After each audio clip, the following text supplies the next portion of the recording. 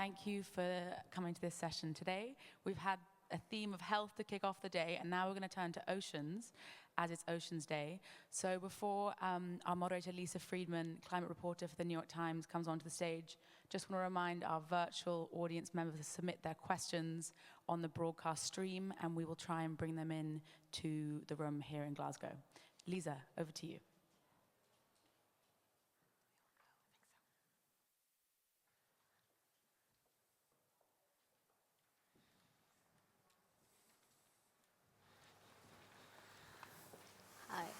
Hi, everyone. I'm Lisa Friedman. I'm with the New York Times. I'm delighted to have this panel today on Oceans Day. Oceans make up 71% of the planet, and they also absorb about a third of global carbon dioxide, regulating our atmosphere. But with greenhouse gas concentrations at their highest levels ever, oceans are getting hotter, higher, and more acidic. We have a pretty wonderful panel to talk about these issues today.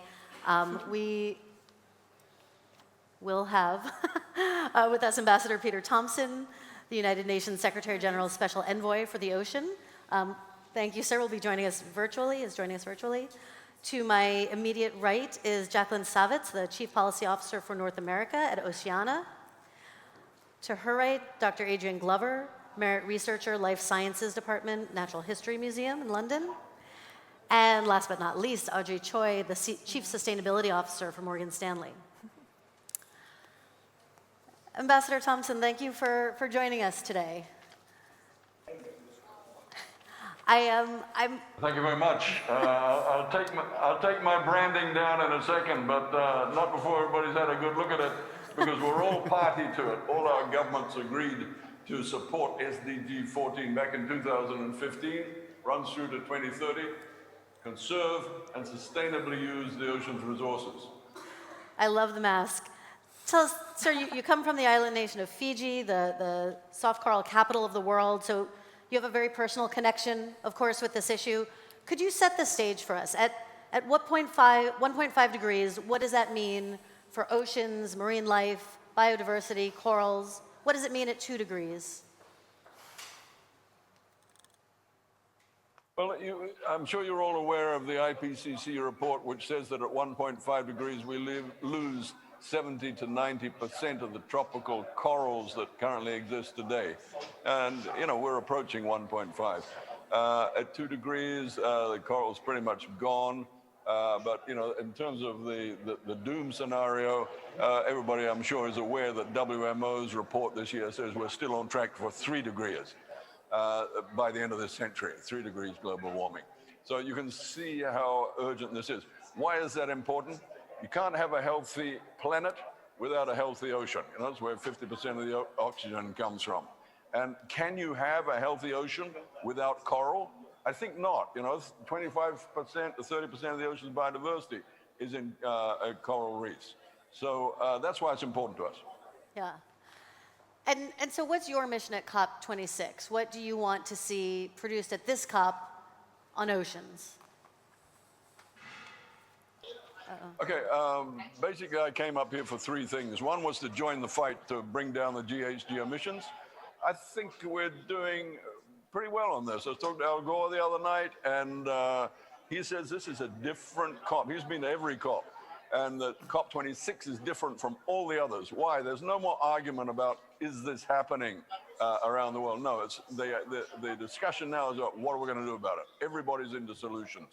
So one is that GHG emissions, bringing that down. That's one reason I'm here. The second is to move the climate finance needle in the direction of sustainable blue economy. Why? Because the future of humanity, our kids, our grandchildren, is going to be in the sustainable blue economy.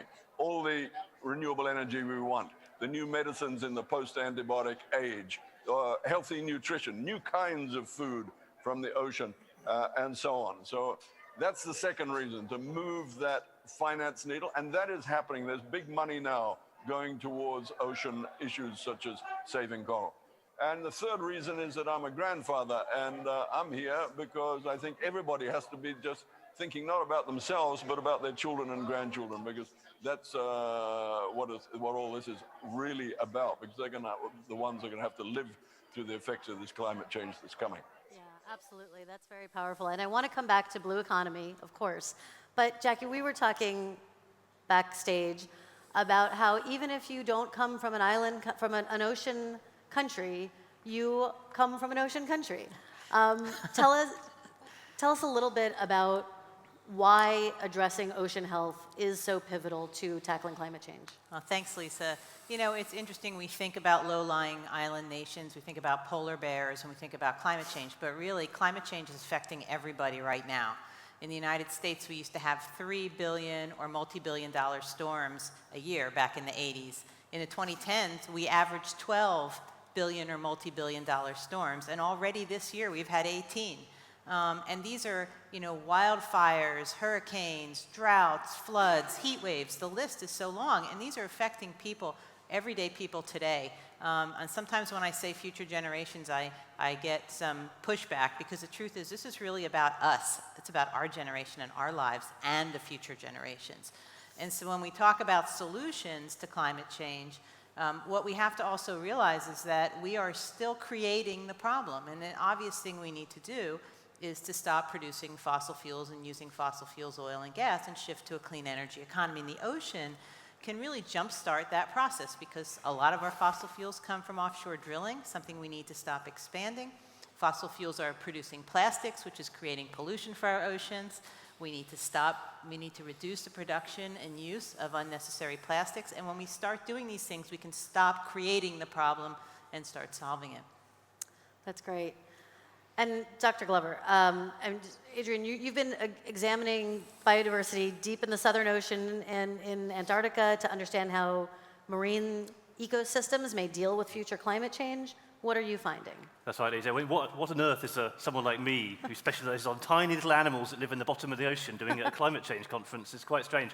I've asked myself this question, but climate change is a complex problem, and a complex problem that's global in scope, and it affects every ecosystem on the planet.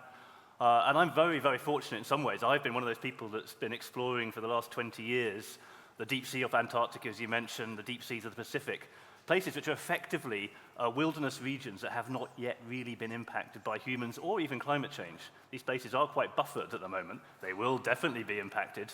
The oceans are going to be this, as you mentioned, this vast absorber of carbon dioxide. That's set in stone now. That will happen, whatever changes we make. But we have an amazing opportunity still to think about those environments which cover a huge amount of our planet and actually think of solutions, policy solutions to protect them. And there is a real cause for optimism there as well as concern. And ultimately what's required, is this level of scientific detail. I'll even talk a little bit later about that at the nature bar upstairs at this event. But some of the things that you end up having to do is actually describe small animals that live at the bottom of the ocean to actually understand ultimately what those human impacts will be and how we protect those environments. And actually, before we get to you, Audrey, I just want to turn back to you, Ambassador, because you've spoken about how little is really known about the ocean, and can you tell us more about this global effort to map the entire ocean floor? Yeah, well, the UN has mandated the decade of ocean science. And why did we do that? It's because we only know about 20% of the scientific properties of the ocean, which is incredible when you think about the fact that probably well over 90% of life lives in the ocean. When we talk about biodiversity loss, we tend to talk about lions and elephants and things like that. But it's the tiny creatures which have just been referred to, which are really important. My hero is Prochlorococcus.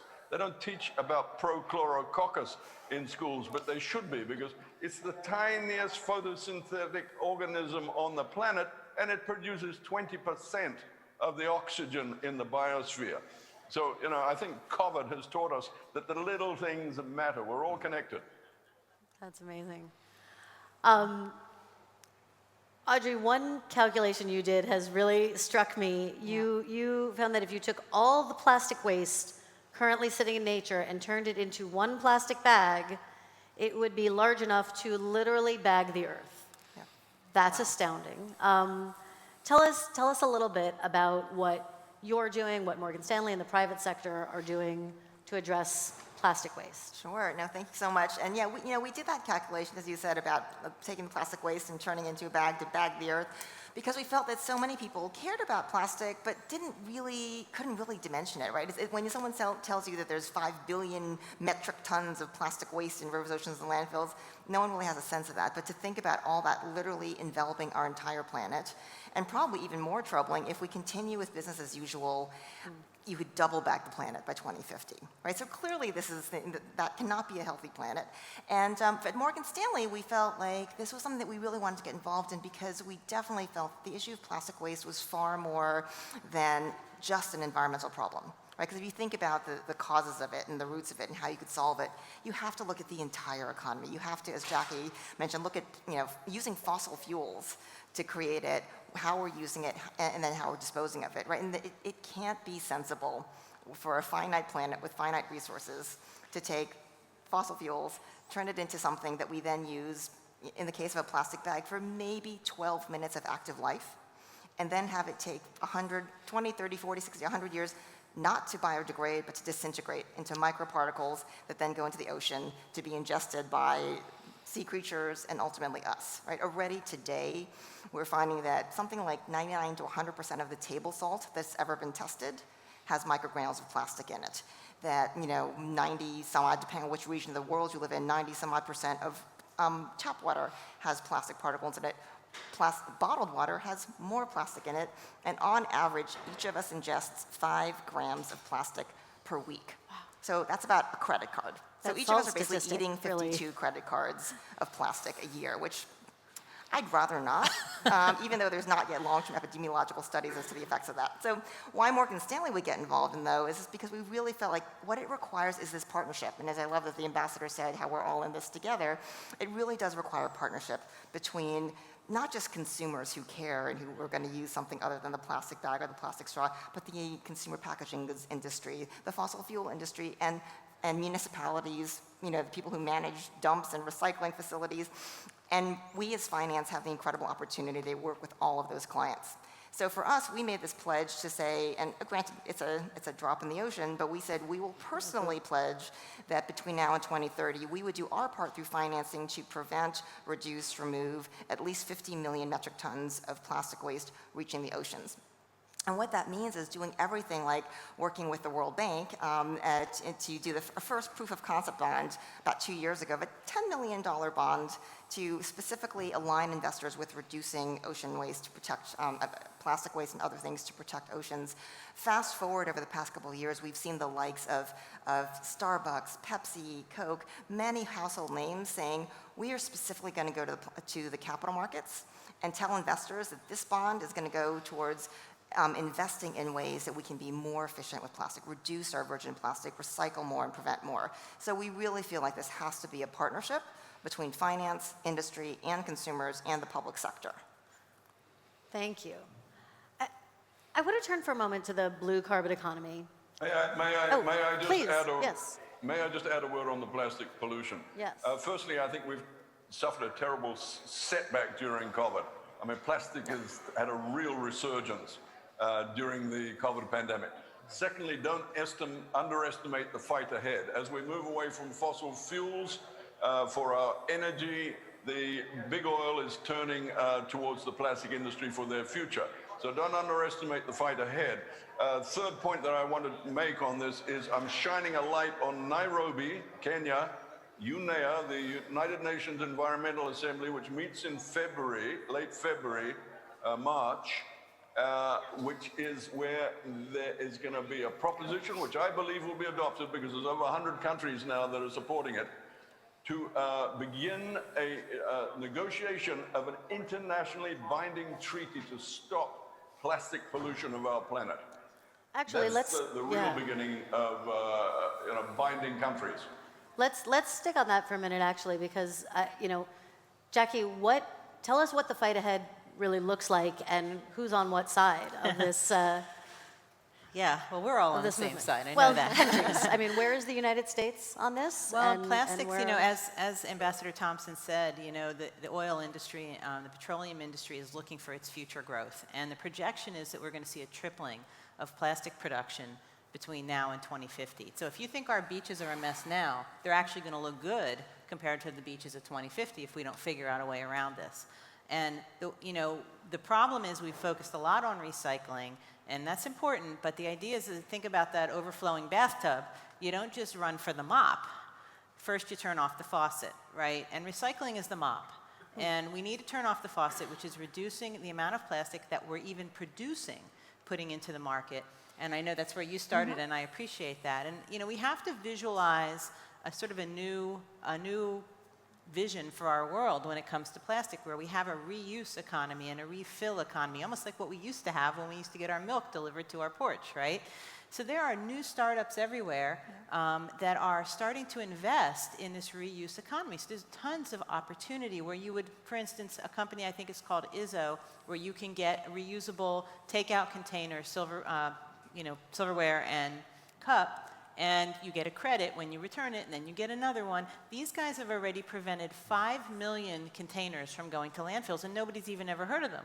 What happens when they get to scale? Then we're really taking a bite out of the problem. But it's not just them. It's like hundreds of examples of that in our economy now. And when we can get to that reuse economy and stop the single-use plastic mentality, and even multiple-use plastics that we can get away with, getting out of our economy, then we're going to start to see the world we want to live in. Yeah. And I know that you have an example. Yeah, no, I mean, I think, because I think what you're saying, Jackie, is so great, but it's also really important from sort of a psychology perspective for people to understand that when we talk about plastic reuse or sort of using less, it doesn't have to mean more expensive, less efficient, and less fair, right? So we actually, last year we launched something called the Morgan Stanley Sustainable Solutions Collaborative, where we were looking for breakthrough thinkers and innovators who were trying to just take a different view on problems. And one of them is this great company called Cyclus. They're very small. They're in Indonesia, but they really were taking, what Jackie said, sort of that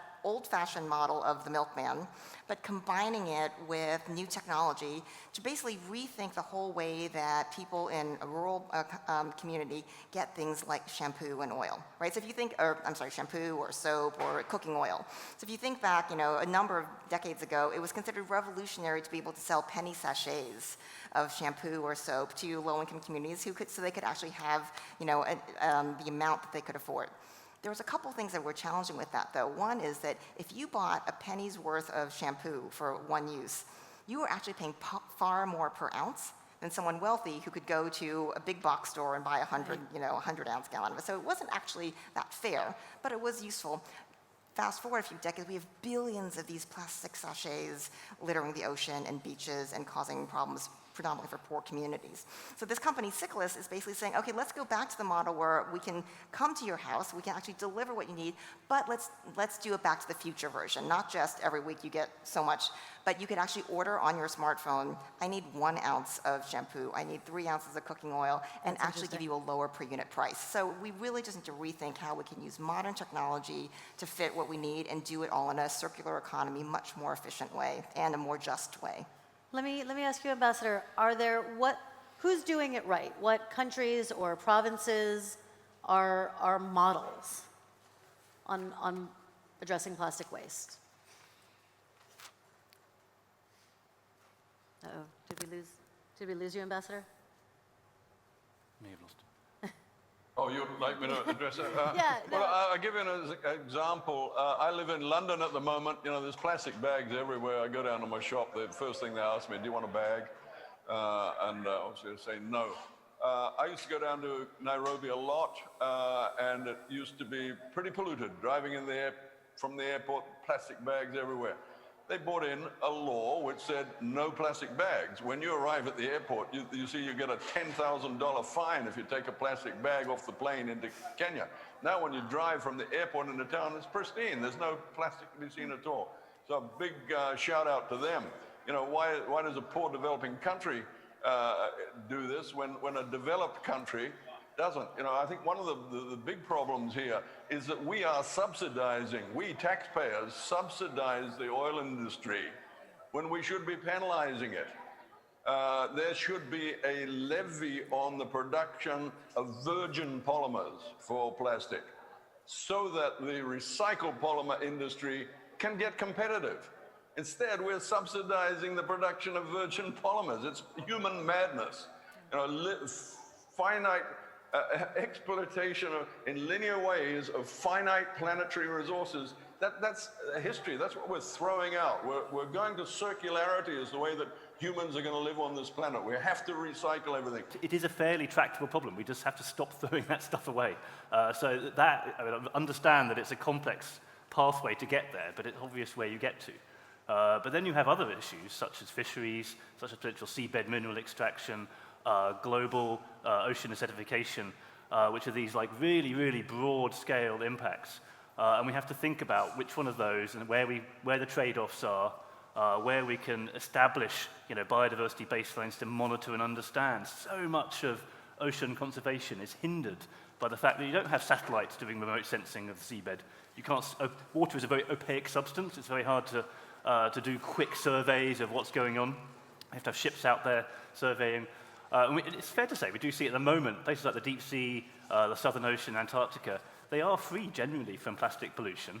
It isn't a big issue. We have other stresses going on there, and that's sort of where we have to look alongside that. And you know, ultimately, I mean, I love Ambassador Thompson's also attention to detail. You know, this is something which, you know, I will be banging home with the rest of all of my events following this. Is that we have these broad-scale concepts. You know, reducing, getting to net zero, perhaps a 30 by 30. Protection of marine areas by 2030, but it's all in the detail. How do we achieve that? And with protection of our ocean, we have to think about what we actually want our ocean for. It's very, very easy to think about drawing boxes on a map in an area which is already a wilderness place, like the Southern Ocean, and saying, here we are, we've protected 30% of the Southern Ocean, or 100% probably, when we're just completely trawling the seas around us, dumping our waste, our pollution, because those are the places where we have to live, work, go on holiday. And most people don't get to see Antarctica, and they don't get to see the Southern Ocean ecosystem, except on TV if they live in a developed world where they've got David Attenborough's wonderful programs beamed into them. The reality is that we have to think more locally and start to get those ocean conservation messages really local. And the UK is not a leader on that. You know, we have started to think about the oceans around us and the seas. I'm a pedant. Oceans and seas, different things. But anyway. Let me just ask you, Jack. I mean, yes, we need to think locally, but as you know, the ambassador was saying, there are policies that need to be set. Yeah. What policies do we need to see in order to dramatically reduce plastic waste or eliminate? Well, you know, to take it back to climate, if plastics were a country, we'd be talking about the 5th largest climate emitter in the world. This is a big climate problem. And it's being driven by, you know, as I said, the petroleum industry's, you know, demand for growth. And that's a tough industry to regulate when it comes to policy. They have a lot of power, especially in countries where petroleum is big, like the United States and elsewhere. And so what we need to see in terms of plastics, or we need to see, I mean, the ambassador talked about a levy. That's not a bad idea, as long as it's high enough. We need to see bans on single-use plastics.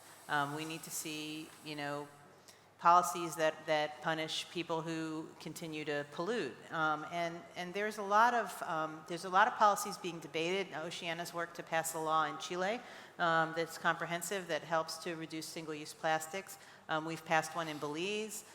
We're working on one in the United States called the Break Free from Plastic Pollution Act. It is somewhat partisan at the moment, and so we need to change that. We need to make this a bipartisan issue. And people understand that if they're representing communities that are being harmed by plastics, from the health problems that plastics are causing for all of us, some of which we don't even realize, to the beaches that they're contaminating, their constituents care about this too, and that's what we need to see is more movement in that direction. Mm-hmm. Yeah. And Audrey, you wanted to add something? Yeah, just a couple of things for context and also for optimism, right? So for context, right, I think it is critical to understand, you know, we're here at COP talking about the trillions of dollars that are needed for the transition, about the vast amounts of money that really do need to be provided for developing economies to make that transition. And if you just think about it from a proportion perspective, the social costs of the damage caused by plastic pollution in the ocean is estimated to be something like $2.5 trillion a year.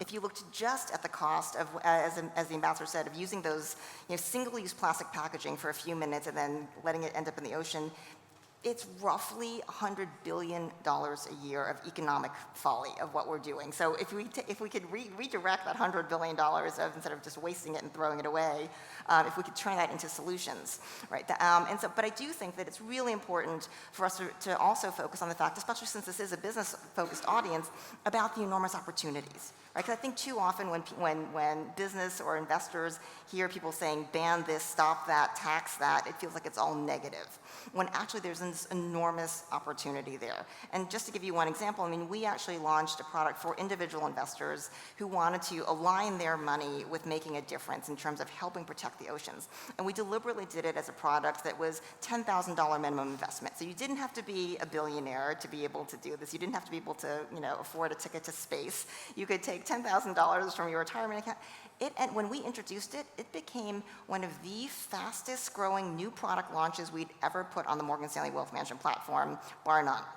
And so we're seeing this incredible alignment of investor enthusiasm from large institutional investors as well as individual investors. In fact, plastic waste reduction, circular economy, and climate change action were the top themes that investors want to proactively invest in these days. And that's really exciting. At the same time, and I know you say, ban this, don't do this, but Morgan Stanley is investing still in fossil fuels, yes? We're not investing in fossil fuels. Sorry, there are fossil fuel clients, right, that we are working with as part of the transition. And that's why I think, yes, you're right. So does that change as part of these new alliances that you and other investment groups have made as part of the Net Zero Alliance? Absolutely. I mean, look, we need to always, in everything in life, we need to be doing, more of the proactive investments as well as less of investments that are counter to our goals. And so, look, Morgan Stanley we truly believe that finance has a critical role to play in what gets funded more easily, more cheaply, and what gets funded more slowly, with more difficulty. And so we did last year, we were the first of the US banks to pledge that we are going to align with Paris, because we all have to, right? So our goal is that across our lending book, we are going to be net zero by 2050.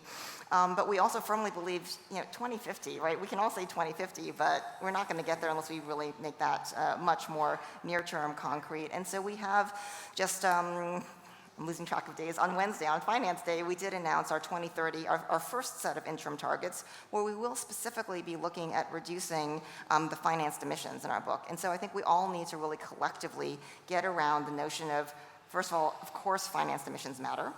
We have to have a common way of thinking about them, of counting them, of disclosing them, and really helping manage the mile markers for all of us as an industry. I just want to, so in about 5 minutes, I'm going to open this up to questions. I just want to remind our audience at home watching on video to send in your questions online for us. I want to, yes, Ambassador, did you want to add to the... Can I just intervene? Because I have to leave in 3 minutes' time because I'm moderating another event, which a couple of ministers are. But I wanted to just respond quickly on the health of the ocean. Is that okay? Yes, but I also want to... We've talked about pollution, and that's more than plastic. Sorry? Yes, of course. Go ahead. We've talked about pollution. We've talked about overfishing, right? We're again, a symptom of human madness. We subsidize industrial fishing fleets. We, the governments, yes. Subsidize fishing fleets to go out and chase diminishing stocks of wild catch. I mean, where's the sense in that? So anyway, fisheries, we can fix that. That's man management. We can fix pollution. That's man management. I've talked about what's happening in Nairobi. And, but for the ocean's health, there is one ring that rules them all and in the darkness binds them. And that is the level of our GHG emissions. Yeah. And that is the fossil fuel industry. That is the coal industry. And if they love their children, the people who work in those industries, they've got to stop doing what they're doing, because that's what's causing the oxygen levels in the ocean to go down. That's what's causing the ocean to become more acidic, fastest rate in the history of this planet. It's acidifying out at the moment.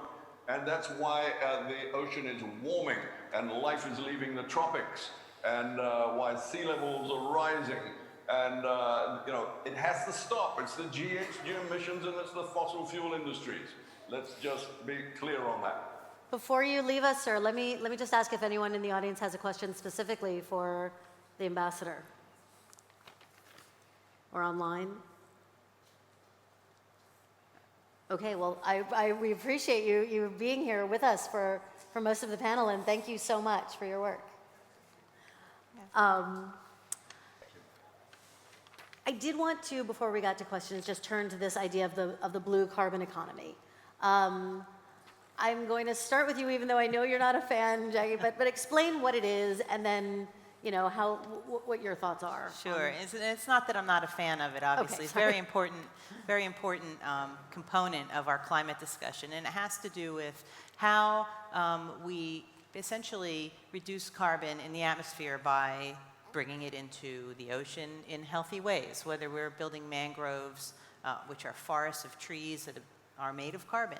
And the more of them we have, the more carbon we're pulling out of the atmosphere. And Dr. Glover probably can add to that.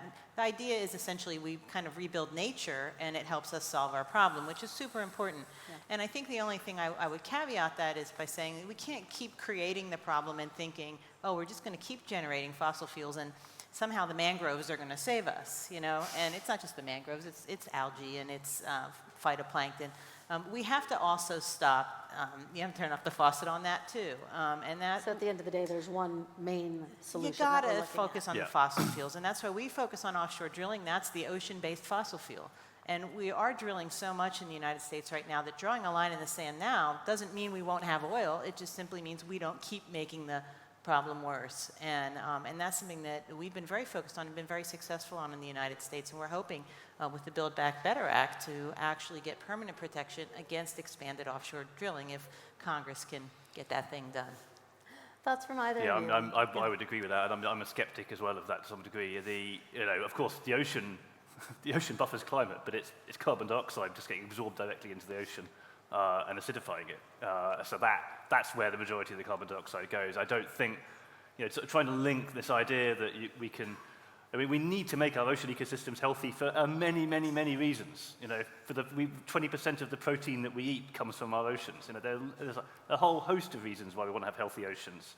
I'm not certain, focusing all of that effort on carbon drawdown in mangroves or in seagrasses is really going to provide the solution. In fact, and we know what the solution is, as Ambassador Thompson and yourself just said, we have to bring down the CO2 emissions, and that's it. But there are many, many reasons. We can end up with multiple stressors in these environments. So you have acidification coupled with pollution, so all these things we've got to deal with. But ultimately, the goal is healthy ocean ecosystems for all of the reasons that we want them. So we can scuba dive in them, get our fish from them, experience them, connect to them. And I'm passionate that my role in the Natural History Museum is not just the basic science, but it's also about connecting people to the ocean. And that's something that we haven't done very well. It's getting better. There's been, the last 20 years, we've made enormous strides in that. But we have to have everyone connecting. Just as when I was at school, there was not a single thing about oceans, or even I think the playground was just a load of asphalt and astroturf. And now every school in London, they've got a little biodiversity nature bit, but there's no ocean bit yet. So we aren't getting there. That's the avenue we've got to go down, to get those young minds enthused about the wonders of our ocean for all of the many things it provides. And I think, sort of cherry-picking individual solutions that are going to somehow solve the climate crisis, I'm not sure that's quite the right direction. But. That raises a really good point. What could educators be doing? I think, so let's just think of 2 or 3 amazing ocean facts. So the ocean holds all the biodiversity, examples of a biodiversity on our planet. I know that rainforests are amazing and they're full of insects. Insects are just a tiny little branch of the tree of life. The ocean, every branch of the tree of life is there. Insects. The ocean is 4 times more likely to produce a useful natural product, medicine or otherwise, from ocean organisms than from land organisms. There's just a couple of examples that just show the wealth of what's there that we have no knowledge about, that could potentially transform our world. That's fantastic. Let's see, do we have questions from our online audience first? We do have one question from the virtual audience. Adrian mentioned that a sort of multiplicity of solutions will be required to get here, but to what extent do we already have the technology and solutions that are needed to deliver healthier oceans? Is it a case of getting more money to flow to the right places, or are there still big unsolved problems in areas like decarbonising shipping and in plastics? That's a great question. Audrey, or? Sure. Go first. I don't know, yeah. it sounded like it was for Adrian, but sure, I'll go first. It sounds industry related as well. Yeah, so, yeah. look, I mean, I would say both and, right? I mean, yes, frankly, there are already incredible technologies that are out there, but they haven't yet reached scale and size. And we all know, again, this is not rocket science, right? We've done this before in millions of different industries, that when you have an innovation, in the beginning, it's very expensive and bespoke and artisanal, and the more that you can put massive amounts of capital behind it, and achieve those economies of scale, you can have a solution that really gets out there. And so there are incredible technologies around blue-green algae, around alternative plastic uses, around alternative, but they're not yet affordable enough. Having said that, we also do need new innovation. Again, like every industry, right? I feel like the history of humankind is we think of new solutions, we innovate, we scale them, and we make them, part of what we've done. The very unique thing with plastics and the interactions have with ocean health is we've literally created this problem ourselves, right? Plastic was a lab accident creation that we then decided to put into every single thing we eat, use, touch, and wrap things with. So we had the human ingenuity to invent the problem, to make the problem widespread, to make the problem cheap, ubiquitous. We just have to reverse that, and not by going backwards, but we have to figure out how to do all these new virtuous cycles. I think that we really need innovation at all of its front. And the good news is, again, that there is massive investor interest wanting to align with these solutions. So we just need to make it more part of business as usual. Thank you. Jackie? Yeah, and I would just add, I agree 100%. And I would just add, you have to remember that there's a lot of investment going in through the subsidy route, subsidy channel into the old way of doing things, whether it's petroleum, oil and gas, coal, or, the same industries that are making plastics. And if you could shift that financial flow to the things, away from the things we don't want and toward the things that we do want that are good for our society as a whole, that would be a huge amount of plug for it. Yeah. And remember that as policymakers are trying to do that, there's a very wealthy industry that has a vested interest in making sure it doesn't happen. And so that's something we have to keep in mind, and I think we have to say, even though it's a little bit taboo to say it, is, the petroleum industry is fighting these things. The packaging industry is fighting these changes to some degree. And so we have to understand that, but I think we have to talk about that so that they're in a position where they then say, oh, well, we can't be seen to be fighting this. And then maybe that backs them off enough to allow these policies to get made, because it's very hard for policymakers to make anti-petroleum policies right now. And that's not just true in the United States. So this is something to think about. Yeah. But there happens to be legislation right now. There's legislation, but it's you remember the I'm just a bill, right? It's not going to be a law until we get enough people behind it, and that includes people on both sides of the aisle. And that means people have to say no to the rich petroleum lobby, which is hard. But that's what has to happen if we want to solve climate change. We're not going to solve this problem. We're not, unless we stand up to that industry. You wanted to add? Just two things from sort of wildly different sides of the issue. One is, I know a lot of times when individuals start thinking about this on this macro scale, it can feel a little bit hopeless, right? There was actually a recent New Yorker cartoon where there's two people, they're watching the evening news, and it's like, wildfires, tsunamis, climate disasters, flash flooding, and they look at each other and say, I don't think the reusable straws is going to be enough, right? And so it does feel very daunting. On the other hand, the fact that that reusable straws is somewhat of a social faux pas now actually does matter, because it trickles up to the C-suite, where a chief marketing officer says, oof, I don't want my brand on a plastic something or other that then shows up in a National Geographic photo of a sea animal who has been killed by ingesting these issues. So it's become a marketing issue. It's become a client acquisition issue. It's become a talent acquisition issue, which ultimately means it also becomes a legal and regulatory liability potential for the general counsel, and ultimately a financial issue as well. So I do think that, this is one plea to say, I do think that individual action matters enormously because of this trickle-up effect it has that really starts making boardrooms think, I don't know about if I want to do that. The other thing that I just wanted to make sure we mention before we run out of time is that we also should be, this is also, I love the ambassador's exhortation to think about this as we're all together in this. This is also not just an issue for people who are passionate about the ocean or people who are passionate about climate change. It's also something for people who are passionate about climate justice. Right? Because again, whether it's the decrease in access of protein from the ocean, that disproportionately affects low-income communities who depend on the ocean for their sustenance. It disproportionately affects low-income communities in terms of the trash from the developed world that then all ends up washing up in these areas. It affects low-income communities who disproportionately live in low-lying areas that have less insurance, both financially and physically. So all of these things really are connected, and I think this is one of those clarion calls where you started us off, Lisa, saying even if you're not in an ocean country, you live in an ocean country. I would also say this is one of those things of whether your single passion in life is carbon emissions, ocean health, or poverty and social justice. We're all in this together. That's interesting. Absolutely. And I think that was another also really interesting point, that part of steering this ship is making it a public relations and economic liability to not do the right thing. Other audience questions out there? Sorry, the glare is a little... I see someone in the back. There's a microphone coming around. One there as well.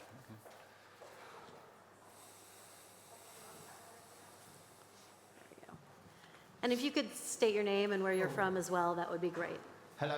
Oh, there you go. Oh, can you see me? No, but I can hear you. I'll stand up. Tommy from at Bamboo Brush. Okay, this might be a bit of a backward question, so bear with me. Instead of thinking from a top-down mindset and looking from a bottom-up mindset, I genuinely believe in the power of people. But what do you think governments and policymakers and organisations can do to get that public engagement so we are taking action? If that's quite a broad question. No, that's a great question. I want to take two together because we have only a few minutes, and I saw someone in the back left as well. So let's take that question as well, and then we'll... Hi, thanks. I've got two totally unrelated questions. Do you want me to pick one, or can I ask them both? Ask them both, and we'll try. I've got three to deal with. Okay. All right, so firstly, I'm an architect, and we've been increasingly talking about embodied carbon, so the carbon that is not emitted sort of in the operation of the building, but that in the course of creating the materials. In the environmental product this is a nerdy question, I'm sorry. In the environmental product declarations that we have to find out this information, there's also information about acidification and eutrophication, but we're not having a conversation about the embodied impacts on water systems. And I'm just wondering, how can we advance that conversation? Because obviously the decisions that we make and the way that we construct and build our buildings have those knock-on effects. How can we do that? The second question, briefer perhaps, but I'm really worried about carbon capture and storage and the sort of stuff that's going below the seabed. Is that safe? What is that doing to our oceans? Is that Wonderful. Stay there? We have a few seconds, so let me cut you off and start first with carbon capture. Obviously the ocean is a massive carbon capture thing. So every ton of carbon dioxide goes to the atmosphere, about 2/3 of it is absorbed directly into the ocean with major consequences, which we'll be living with for 2,000 to 5,000 years. That's the sort of timescales. So bringing the emissions down is obviously absolutely critical. That has to happen. In response to some of the other comments, I'm not sure I'm answering all the questions here, but sustainable fisheries. This is absolutely critical. We have to nail that problem. I think most people are ready to give up plastic straws. I don't think that they're ready to give up seafood. And there is a complex problem at all kinds of different levels, social, economic, cultural, that we have to deal with. And I think it is time now, to focus on some of those really tricky ones. And there are ways. There are all kinds of avenues to produce sustainable fisheries and connecting people. We had a question, I think, about how we connect people better to the oceans. Yeah. That is absolutely essential. It is challenging. It's nothing like the same, the costs, etc. But we have things like telepresence. So, for example, many of my colleagues in deep ocean biology, we now are able to live stream from the bottom of the ocean. So this is Rob Ballard's organization, Nautilus, and the NOAA Oceanus Explorer. Wonderful, wonderful systems to live stream some of the wonders of the deep sea to a public audience. I want to watch just that. critical. That's interesting. Yeah. That's only come on stream in the last 10 years. So we're just at the beginning stages. Whereas it's 50, 60 years ago we started to educate people about the wonders of rainforests. So there we are, you know, we're getting there. We have to ramp those efforts up. Every nation state that's doing ocean biology and ocean conservation should be looking at those examples. Great. I'm going to ask, maybe you can connect after the panel on embodied impacts, but I'd like to end on this idea of public engagement and what can be done both here at COP26 and beyond. Start with you, Audrey, and then... Yeah, look, I would just say that I think that everyone who is passionate about this needs to find all the different ways to express that. So obviously, you know, using your voice in civic society, but also, frankly, your investment dollars, right? We recently did a poll of individual investors and found that, you know, we have a very robust interest in sustainable investing, and 99% of millennials say that they want to align their investments with things like climate change, circular economy. So I don't know who that other 1% are, but 99% of millennials are there, and we need to continue doing that. And I would just say, to touch on those last questions, because it goes to public engagement, I would say also very much take this to all of your natural constituencies, especially if you are an architect, right? This is something where we need to have urban developers and planners and people who are in charge of things like low-income housing regulations say, if you're going to build new housing, that it should not just be affordable, but it should also be climate aware, that it should be, you know, accessible, affordable, and really, you know, a living, you know, productive environment, because we know that too many of our carbon emissions do come from the built environment, and, you know, new construction is the perfect time to have the innovation at scale, affordable, and really part of the ecosystem going forward. Jackie, let me ask you to close us out. What is the single most important thing that could happen at this COP, at COP26, to address ocean health? Wow, that's a big one. You know, I think just really getting, you know, countries to commit to getting the reductions that they need in order to meet the Paris commitment and not exceed it is the most important thing that can happen. And to the gentleman's question in the back, just quickly, I would just say, you know, it's true, if the people lead, the leaders will follow. We have seen that in the United States. We've seen that on offshore drilling through our campaigns at Oceana. And we don't want to blame the victim when it comes to plastic and criticize people for using plastic straws when it's the petroleum industry and the packaging industry and the fast food industry that put that plastic straw in their hand. So we have to get to the root of that problem. We want them to engage and let the leaders follow, but we don't want to blame them in the process. That's such an important point. Really, I want to thank all three of you. Please give our panelists a warm round of applause. Thank you for a wonderful discussion. Thank you.